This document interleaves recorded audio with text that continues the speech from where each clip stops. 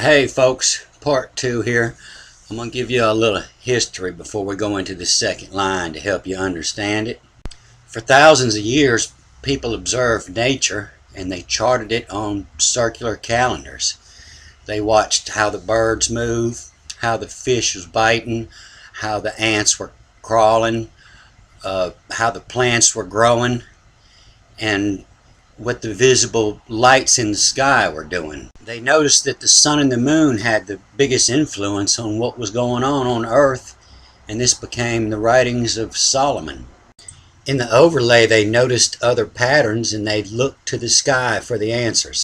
What they learned about the sun and the moon gave them an idea in where to look at in the sky for these other influences. So these other planets had already had characteristics before they had ever visual.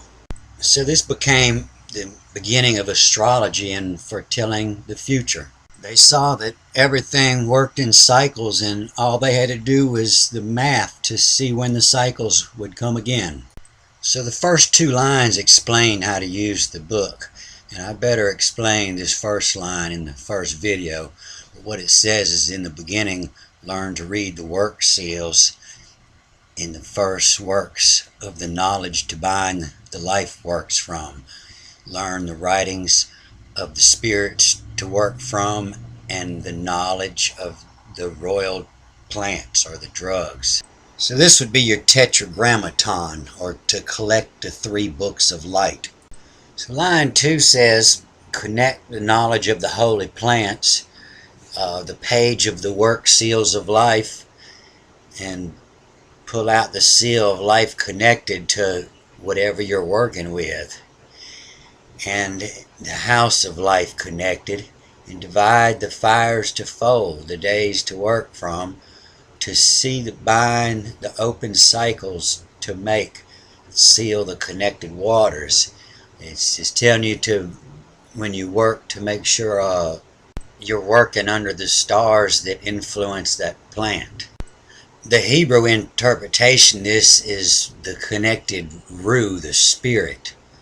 But where I'm from, the Ru is the spirit of the gumbo. It's the herbs that you cook down before you start cooking anything. To see bind the open seeds to work, the waters to work from.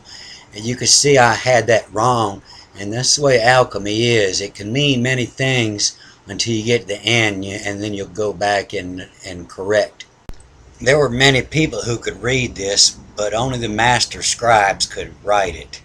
I used many Bibles to decode this, but it was this one here on Bible Hub to help me figure out that the first 2 lines were instructions on how to use the book. And then on line 3 it starts with recipes. All throughout the Bible you'll notice this P and sometimes a S. And what this is pictures or seals that used to be in the Bible. In the footnotes of this Bible, it'll tell you what picture it is or where it's at in the Vatican archives. We can't really get a hold of the Vatican archives. I don't believe they're going to let me in. This is where the English translation comes in handy, as it describes the pictures that I'm looking for. These pictures were carved in hard stone all around Egypt, but if you didn't have 3 books of the Tetragrammaton, you really had no idea what you were looking at. This is the major cause for all the destruction and wars throughout history, to destroy all this knowledge. Some of this artwork is still around and some has been remade, but if you don't know the secret codes, it just becomes satanic worship to you. If you're interested in reading this, you're going to need some old occult books and a lot of time, and it's as boring as a medical manual. It's easy to spot the people in history that could read this because they had a bad taste in headgear and they didn't tip their barber very good. So what's actually going on here is this Ton Sarah, and the Ton is light. The S is the fire connected to the head, and they were cooking up a psychedelic oil that you rub your head down and it'll make an atheist believe in God. It's a real handy tool when trying to read the Torah. So let's get back to the book. We're here at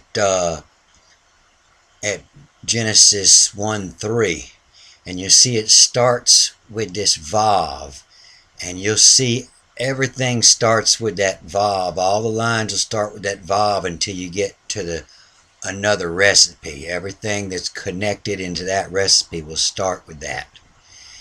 And so what it says here in Genesis 3, it says connected, to make the knowledge, the waters to begin. Learn to bind the life works from, to make the work of the or, the knowledge connected first, and make the work of the or. So it's saying to learn how to make the or and then make the or. What that means is Ra is steering the ship through the heavens, and if you don't see him as the master of the boat, you'll always see his head on the oar. So the biggest lie in all history is that Ra was sun god, but people that look like this don't come out during the day. These are moon worshippers, and Ra was the moon. He's steering the ship through the heavens, and you can see him here. The crown is the thumb. He's the one pointing to the left, and the sky has always got the wings spread, the blue sky. And you see that's the index finger, the stars, and then the sun, and then the lights, and then the key. Alright people, it's 3 in the morning. I got to get some rest, and I'll start this back up in the morning where I left off.